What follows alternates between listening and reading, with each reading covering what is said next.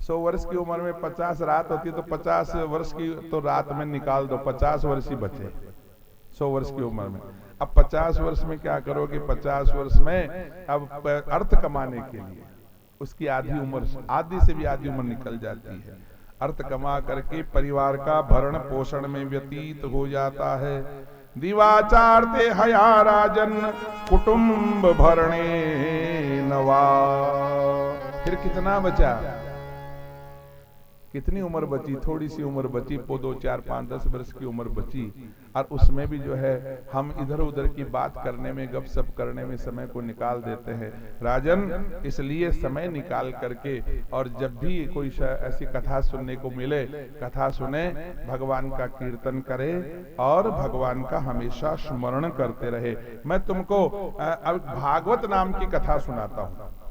इदं भागवतम नाम पुराणम ब्रह्म संहितमो अधीतवान द्वापरादौ पितु द्वैपायनादहमो। मैंने मेरे पिताजी के श्रीमुख से श्रीमद् भागवत की कथा सुनी है, वही कथा मैं तुमको सुनाता हूँ। सुनो राजन, जो मनुष्य जन्म लेकर के और जब भगवान की कथा नहीं सुनता है, भगवान की कथा लीला का श्रवण नहीं करता है, वो जीते जी भूमि का भार है। अगर मनुष्य देह भगवान ने दे दिया, भगवान की कथा नहीं सुनी फिर भी, तो ये कान जो है कोई काम के नहीं, वो जो है चूहे के बिल के समान है। बिले बतोरुक्रम विक्रमान ये वाह न शृण्वत कर्णपुटे नरस्य जिह्वा सती दार्दुरी के वसूत न चोपगायत्युरुगाय गाथा। जीव से भगवान का नाम नहीं लिया, संकीर्तन नहीं किया तो जीव भी बेकार है। वो जीव भी मेंढक की जीभ के समान है। मेंढक टर्टर खूब करता है, लेकिन उसके टर्टर करने में कोई फायदा नहीं। जीव प्राप्त की है, कान आपको मिले हैं तो भगवान की कथा सुनो। मुंह आपको मिला है, जीव आपको मिली है तो उसमें भगवान का कीर्तन करो। आंखें आपको भगवान ने दी है तो भगवान का दर्शन करो। अगर भगवान का दर्शन नहीं किया तो आंख भी क्या है? मोरपंख की आंख के समान है, कोई काम की नहीं। मोरपंख में आंख आती है लेकिन उसमें आंख दिखती है, लेकिन उससे दर्शन नहीं होते हैं। आपको भगवान ने आंखें दी है तो आंखें जब ही आपकी सार्थक है, आप भगवान के दर्शन करो। सुनो, भारम परम पट्टगिरी चजुष्टम। आपको मस्तक दिया है भगवान के सामने झुकाने के लिए। अगर आपने भगवान के सामने जाकर के भगवान को मस्तक नहीं झुकाया तो ये मस्तक भी एक तरह से शरीर का भार है। और यहां तक कह दिया कि ये अगर भगवान की कथा नहीं सुने, भगवान का दर्शन नहीं करे, आंखों और जीभ से भगवान का नाम नहीं लिया, तो वो क्या है? वो शरीर पा करके भी सूअर, कुत्ता, ऊंट और गधे के समान है। इतनी बात सुखदेव जी महाराज कह रहे हैं। अगर कथा नहीं सुनी, और देखो ये तो एक तरह से सुखदेव जी महाराज कह रहे हैं तो गलत तो नहीं है। भगवान की कथा नहीं सुनता है, जो भगवान का नाम नहीं लेता है, स्वविट वराह उष्ट्रः खरैहि संस्तुतः पुरुषः पशु के समान है। दीखत को नर दीखत है। पशु कहने का मतलब यह है कि वो उसके सींग और पूंछ नहीं है, बाकी तो पशु ही है, दो ही तो कमी है। दीखत को नर दीखत है, पर लक्षण तो सब ही पशु के हैं। उठत बैठत पीवत खात, सोई रहे बन जात सभी हैं। वही जो पशु करता है वो मनुष्य करता है। दिखने में मनुष्य जैसा दिखता है, लक्षण सारे पशु के हैं। उठत बैठत पीवत खात, सोई रहे बन जात सभी हैं। सांझ पड़े रजनी फिर आवत, सुंदर यूं घर आत सभी हैं। और तो लक्षण आन मिले, पर एक कमी सिर सींग नहीं है। सींग और लगा देता भगवान तो कोई अंतर नहीं था। इसलिए मनुष्य देह धारण करके जो भगवान की कथा नहीं सुनी वो भूमि का भार है। हाँ, उसको जीने का कोई अधिकार नहीं है, वो तो धरती का वजन है एक तरह से। बोले सच्चिदानंद भगवान की जय हो। परीक्षित राजा प्रश्न करते हैं, दूसरा प्रश्न किया राजा परीक्षित ने, हे प्रभु, भगवान सृष्टि की उत्पत्ति कैसे करते हैं? अब भगवान की उत्पत्ति कैसे करते, इस प्रश्न का उत्तर जब देने लगे सुखदेव जी महाराज, तो बीच में याद आ गया कि हम तो जल्दी जल्दी में कथा को तो शुरू कर दिए पहले ही। राजा को मरने के लिए क्या करना चाहिए, इस प्रश्न का उत्तर तो पहले ही दे दिया उन्होंने। लेकिन जब दूसरा प्रश्न किया कि सृष्टि की उत्पत्ति कैसे करते हैं, तो सुखदेव जी महाराज को याद आई कि अपने तो मंगलाचरण ही नहीं किया। तो अब यहाँ दूसरे प्रश्न में पहले मंगलाचरण करते हैं और अपने गुरु को प्रणाम करते हैं, वेद व्यास जी महाराज को प्रणाम करते हैं। नमः परस्मै पुरुषाय भूयसे सदुद्भवस्थान निरोध लीलया गृहीत शक्ति तृतया हृदयनाम अंतर्भवायानुपलभ्य वर्तमने। उस परमात्मा को प्रणाम करते हुए सुखदेव जी महाराज ने कथा कहना शुरू किया। प्रश्न ये था, सृष्टि की उत्पत्ति कैसे करते हैं, यहीं से शुरू करते हैं। अब सुनो, ध्यान से सुनने की बात है। तीसरा स्कंद है तो ज्ञान का विषय है, और ज्ञान के विषय में मन नहीं लगता है, ये भी बात है। कोई रोचक कथा हो जब तो मन भी लगे, ज्ञान का विषय आ जाता है तो रोचकता उसमें कम होती है, उसमें तो केवल सुनने की बात होती है, मन लगा करके। सृष्टि की उत्पत्ति, सृष्टि का जब सृष्टि में लय हो गई थी, प्रलय हो गया, उस समय पृथ्वी तो चली गई जल के नीचे और ऊपर जल ही जल था और कुछ नहीं था उस समय, केवल भगवान नारायण थे। और क्षीर सागर में भगवान शयन कर रहे हैं शेष सैया पर। कई हजारों वर्ष हो गए, न कोई जीव, न कोई जंतु, न कोई पशु, न कोई पक्षी, केवल पानी, जल। भगवान ने विचार किया कि मैं सृष्टि की रचना करूं, अकेला हूं, कुछ लीला करूं। तो एको हम बहुत श्यामा, मैं एक हूं बहुत से बन जाऊं। तो भगवान ने एक पिंड स्वरूप की रचना करी, एक पिंड बना अंडे के समान। ठीक है, थोड़ा आगे ना जाओ। अंडे के समान एक पिंड बनाया भगवान पहले, सबसे पहले, और वो पिंड हजारों वर्ष तक पानी में ही पड़ा रहा। ठीक है, अब पानी में 1000 वर्ष तक वो पानी में रहा, जल में रहा, और उसके बाद में 1000 वर्ष बाद में उस अंडे में से फूट करके अंडा फूटा, और अंडे फूट करके उसमें से नारायण की उत्पत्ति हुई। ठीक है, तो 1000 वर्ष तक पानी में रहने के कारण से, जल का संस्कृत में क्या नाम है? जल को संस्कृत में कहते हैं नार। आपो नारायण प्रोक्ता। नार नाम जल का भी है और नार नाम ज्ञान का भी है। तो नार नाम जल का है, इसलिए 1000 वर्ष तक नार में पड़ा रहा, अर्थात जल में पड़ा रहा वो अंडा, और उसमें से स्वयं नारायण प्रकट हुए। इसलिए भगवान का नाम क्या पड़ा? नारायण। नार नाम जल का और अयन नाम घर का। अयन नाम घर का है। हाँ, तो नार अयन, जल में ही जिसका निवास स्थान हो उसका नाम नारायण। नारायण का अर्थ समझ गए? जिसका जल में ही निवास स्थान हो, जल में ही वास हो, उसका नाम नारायण। इसलिए जल में हजारों वर्ष तक जल में रहने से उस पिंड में से जो निकले उसका नाम नारायण हुआ। बोली श्री लक्ष्मी नारायण भगवान की जय हो। वो विराट पुरुष निकला, उसी को नारायण कहते हैं। अच्छा, कैसा निकला? सहस्त्र शीर्षा, 1000 सिर है विराट पुरुष। नारायण से अंडे में से जो निकला वो विराट पुरुष। सहस्त्र शीर्षा, 1000 सिर वाले, और सहस्त्राक्ष, हजारों आंखें, सहस्त्र पादाः, हजारों पैर, और सहस्रपादाक्षी शिरोरुबाहव, हजार भुजाएं, सहस्त्र नाम ने, हजार नाम, पुरुषाय शाश्वते सहस्र कोटि युगधारिणे नमः। ऐसे विराट पुरुष की उत्पत्ति हुई, ब्रह्मांड को फोड़ करके प्रकट हुए। उस विराट पुरुष की इच्छा हुई, नारायण की जैसी इच्छा होती गई, वैसे ही उनके अंगों का निर्माण होता गया। ध्यान से सुनना, नई बात है।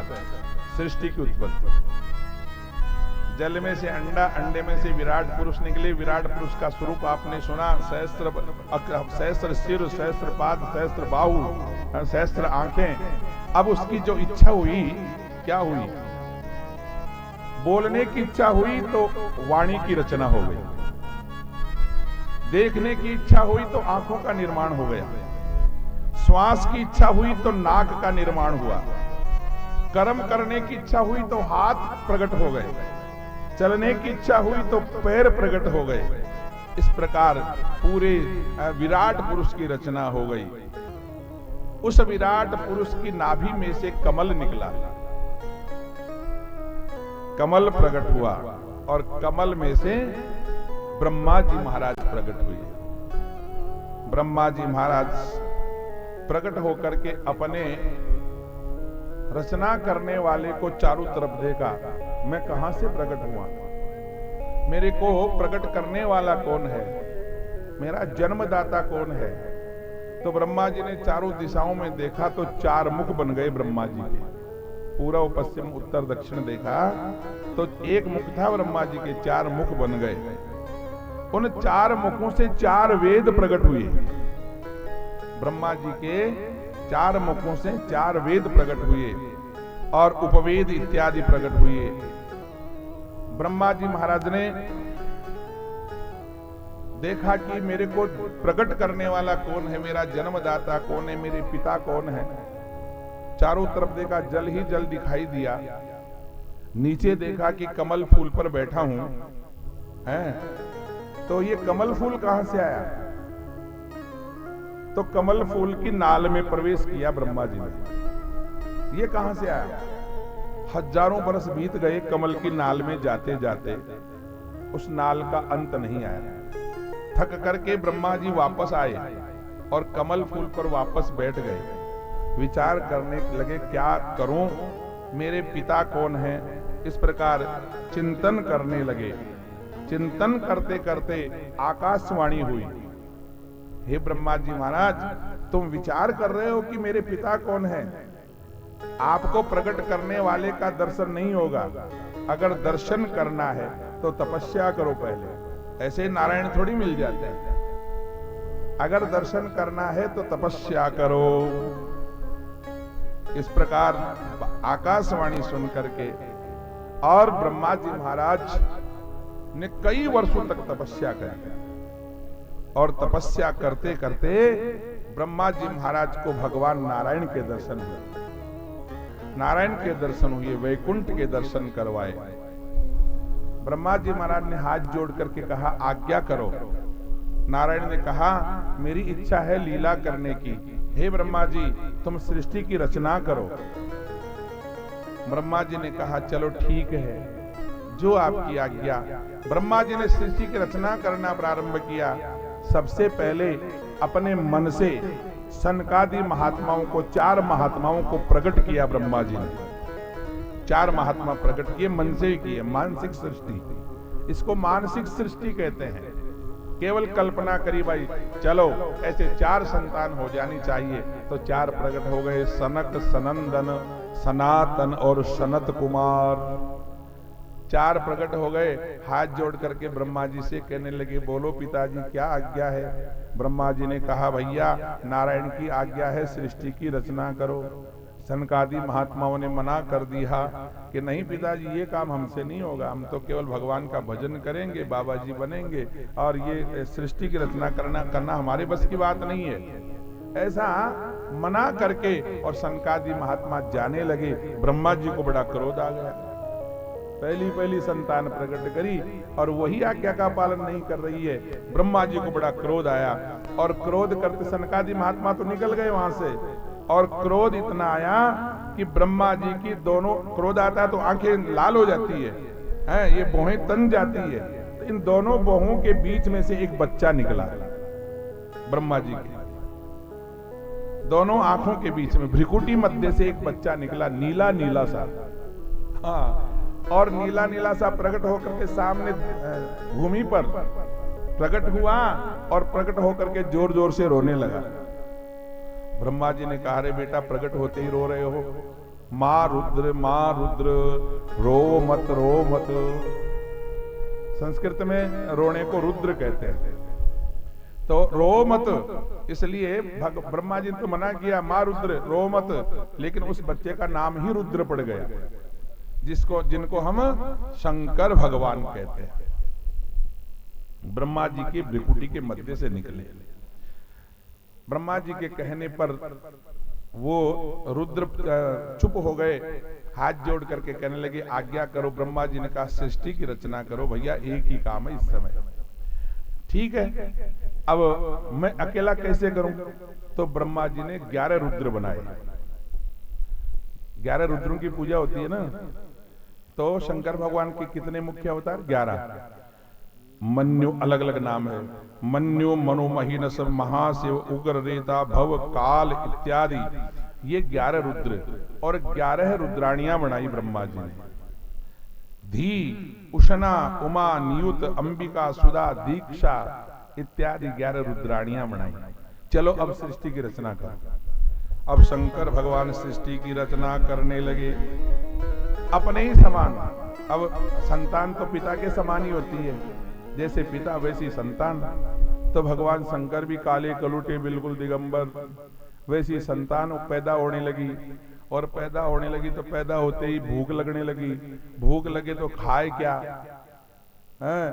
तो ब्रह्मा जी ने जो पेड़ पौधे बनाए थे पहले उन्हीं को खाने लग गए हैं। अब ब्रह्मा जी ने कहा, मैंने पहले सृष्टि का निर्माण किया, छोटी मोटी बनाई थी, उनको ही खाने लग गए, क्या खाक सृष्टि की रचना करोगे? अलम प्रजाभिः सृष्टाभिः। रुक जाओ, शंकर भगवान से रुक जाओ, बंद करो ये तुम्हारा खेल, तुम्हारे बस की बात नहीं है। अलम प्रजाभिः सृष्टाभिः इद्रिभिः सुरोत्तमः मया सह दहन्तिभिर्दिशश्चक्षुर्भिलुर्वणैः। ब्रह्मा जी ने कहा, बंद करो, तुम्हारे बस की बात नहीं है। शंकर भगवान बंद हो गए और कैलाश पर जाकर के तपस्या करने लगे। चलो, फिर बंद हो गई सृष्टि की रचना। फिर ब्रह्मा जी ने 10 ऋषि पैदा किए। मरीचि आदि, मरीचि, अत्रि, अंगिरा, पुलस्त्य, पुलह, क्रतु, भृगु, वशिष्ठ, दक्ष और नारद, ये 10 ऋषि पैदा किए ब्रह्मा जी ने। और 10 तो ऋषि और एक कन्या का जन्म हुआ। उस कन्या का नाम था सरस्वती। सरस्वती कन्या इतनी सुंदर थी कि ब्रह्मा जी भी उसके सौंदर्य को देखने लगे। इन ऋषियों ने ब्रह्मा जी से कहा, हे पिताजी, कन्या अपनी पुत्री चाहे कितनी ही सुंदर हो, पिता को उसको सौंदर्य का दर्शन नहीं करना चाहिए। ब्रह्मा जी बड़े लज्जित हो गए और लज्जित होकर के अपने शरीर को छोड़ दिया। शरीर को छोड़ दिया, शरीर के 2 भाग हो गए। एक भाग को दिशाओं ने ग्रहण कर लिया, जिससे कोहरा बन गया। धुंध जो पड़ती है ना, धुंध, ये कोहरा बन गया एक भाग का। और दूसरा भाग का जो है मंथन करने लगे ऋषि। दूसरे भाग, ब्रह्मा जी ने दूसरा शरीर धारण किया। जो एक भाग जो बचा था, इन्हीं ऋषियों ने, मरीचि आदि ऋषियों ने उसका मंथन किया। मंथन जैसे घी दही बिलोते हैं, उसी प्रकार से मंथन करते करते उसी ब्रह्मा जी के शरीर से एक स्त्री और पुरुष का जोड़ा निकला। ब्रह्मा जी के शरीर से जो पुरुष थे वो महाराज मनु हुए, जो स्त्री प्रकट हुई वो शतरूपा हुई। मनु और शतरूपा दोनों प्रकट हुए। दोनों ने हाथ जोड़ करके ब्रह्मा जी से कहने लगे आज्ञा करो। ब्रह्मा जी ने कहा कि देखो भैया, सृष्टि की रचना करो, बस केवल यही एक काम है। तब से जाकर के मनु और शत्रुपा के बाद में मैथुनी सृष्टि प्रारंभ हुई। स्त्री और पुरुष के संयोग से ये बाद में शुरू हुई। उससे पहले की रचना केवल मानसिक रचना है। सृष्टि की रचना करो। मनु और शत्रुपा कहने लगे, मनु महाराज हाथ जोड़ करके कहने लगे, हे पिताजी, जो आपकी आज्ञा है हम करेंगे, आपकी आज्ञा का पालन करेंगे, परंतु एक थोड़ा व्यवधान है। क्या? हम जो संतान उत्पन्न करेंगे वो कहां रहेंगे?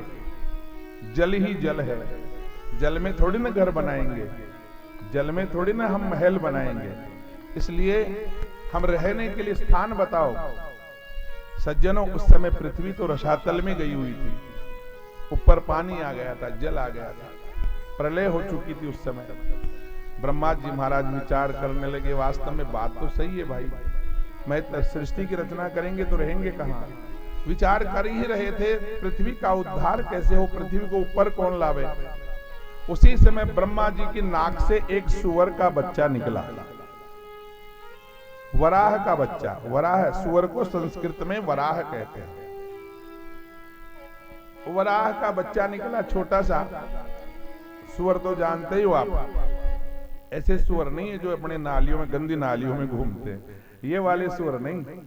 वो सुअर जो जंगली सुअर को आपने कभी दर्शन किया हो, जिनके लंबे लंबे दांत होते हैं हाथी के समान, किसी ने देखे हो जंगलों में?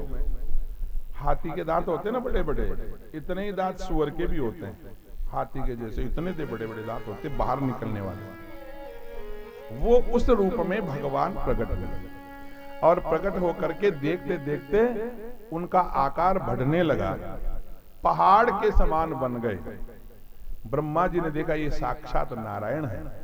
हाथ जोड़ करके ब्रह्मा जी ने स्तुति करी, हे वराह भगवान, हे नारायण, आपने आज्ञा दी, मैंने पालन किया, परंतु हमारे संतान के रहने के लिए स्थान नहीं है, कृपा करो, पृथ्वी का उद्धार करो।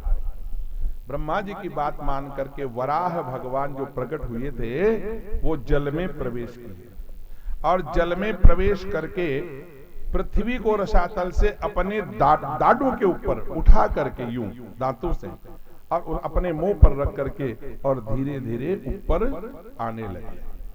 चलो ठीक है, ऊपर आ रहे इधर तो। अब उस जल के ऊपर क्या हुआ? हिरण्याक्ष नाम का एक दैत्य जो दिग्विजय करके, दिशाओं को जीत करके और गदा लेकर के चारों तरफ घूमता था।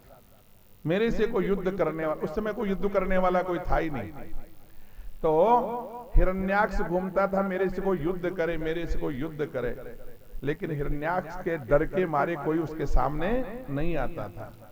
अंत में इतना शक्तिशाली था कि समुद्र की लहरों से युद्ध करता था गदा लेकर के। कोई नहीं मिलता तो समुद्र के पास जाकर के लहरों से युद्ध करता था। एक दिन हिरण्याक्ष आकाश से ऊपर आ रहे थे, आकाश मार्ग से जा रहे थे, नारद जी महाराज मिल गए हिरण्याक्ष को। नारद जी को देखते हिरण्याक्ष ने प्रणाम किया, गुरु जी प्रणाम। नारद जी ने आशीर्वाद तो नहीं दिया, अगले भाई जीव तो रहे, ऐसा तो नहीं कहा, क्योंकि नारद जी तो जानते थे कि अभी कल्याण होने वाला इसका। अरे वाह भाई हिरण्याक्ष, वाह भाई, वाह भाई, बताओ क्या हाल चाल है? कि गुरुजी हाल चाल तो ठीक है, परंतु कोई लड़ाई करवाओ तो बताओ बाबा जी, नरा दिन होगा लड़ाई करेगी, हाथा में खाद चाल रही है, तो युद्ध करने वाला तो बताओ। नारद जी ने देखा कल्याण होने वाला इसका। नारद जी ने कहा, भाई हिरण्याक्ष देखो भैया, तुमसे कौन युद्ध करता, तुम्हारे सामने सब डरते हैं रे भैया। हाँ हाँ, परंतु अब तुम्हारी इच्छा है तो बता ही देता हूं, तुमसे युद्ध करने वाला तो इस समय एक है। कौन है? कि इस समय एक सुअर का रूप बना करके वो नारायण जो है रसातल से पृथ्वी को ऊपर ला रहे हैं, वही तुमसे युद्ध कर सकते हैं। इतना सुनते ही वो हिरण्याक्ष भी जल में प्रवेश किया और इधर भगवान ऊपर आ रहे हैं पृथ्वी को लाकर, इधर हिरण्याक्ष नीचे गया, दोनों आपस में मिले। हिरण्याक्ष ने चुनौती दे दी युद्ध की, अरे भैया युद्ध करो हमसे, बाद में काम करना तुम्हारा ये पृथ्वी का। नारायण समझ गए और नारायण समझ करके विचार करने के चल इसका काम कर देते हैं, पहले बाद में विघ्न करेगा। लेकिन जो ही पृथ्वी को छोड़ने लगे भगवान, पृथ्वी माता भगवान नारायण से प्रार्थना करने लगी, हे प्रभु मेरे को अगर बीच में ही आप छोड़ दोगे तो मेरा उद्धार कैसे होगा, कृपा करो मेरे को ऊपर ले चलो। पृथ्वी की इस स्तुति को सुन करके और नारायण उस हिरण्याक्ष के अपशब्द सहन करते हुए और धीरे धीरे ऊपर आने लगे। इधर हिरण्याक्ष उनको अपशब्द कह रहा है, तू कायर है, तू युद्ध नहीं कर सकता। अरे तू क्या युद्ध करेगा, मेरे सामने ऐसा है और वैसा है। सुनते आए भगवान, सुनते आए, जल के ऊपर आ गए। जल के ऊपर आकर के पृथ्वी को अपनी योग माया से स्थिर किया। जल के ऊपर स्थिर करके और पृथ्वी जब ऊपर आ गई, स्थिर हो गई, तब गदा लेकर के भगवान वराह भगवान हिरण्याक्ष को ललकारते हैं, हे हिरण्याक्ष अब तुमसे युद्ध करूंगा। भगवान वराह का हिरण्याक्ष का युद्ध हुआ। बोली कृष्णचंद्र भगवान की, बोली सुखदेव जी महाराज की जय हो। योग माया से स्थिर करके हिरण्याक्ष के साथ युद्ध करने लगे। भयंकर द्वंद्व युद्ध हुआ। एक बार तो ऐसा हुआ, युद्ध करते करते भगवान के हाथ से गदा भी छूट गई, इतना शक्तिशाली था हिरण्याक्ष। लेकिन फिर गदा लेकर के दोनों युद्ध करने लगे। भगवान पूरे दिन भर युद्ध करते रहे। शाम हो गई, देवता लोग आकाश में हाथ जोड़ करके कहने लगे, प्रभु इसका कल्याण करो, नहीं तो रात में राक्षसों की ताकत बढ़ जाती है। ऐसा सुनते हैं, रात को राक्षसों की ताकत ज्यादा बढ़ जाती है, इसलिए शाम पहले कल्याण कर दो। भगवान ने देवताओं की स्तुति बात मान करके एक ऐसा तमाचा लगाया है, जैसे तलवार चलती है वैसे उस भगवान का तमाचा लगा और हिरण्याक्ष की गर्दन धड़ से अलग होकर के नीचे गिर गई। बोलिए वराह भगवान की जय हो। बोलिए वराह भगवान की जय हो। हिरण्याक्ष मारा गया, हिरण्याक्ष का वध हुआ, वराह अवतार हुआ। अब एक राक्षस का सबसे पहले कल्याण हुआ है, वराह भगवान के द्वारा हिरण्याक्ष का वध हुआ है।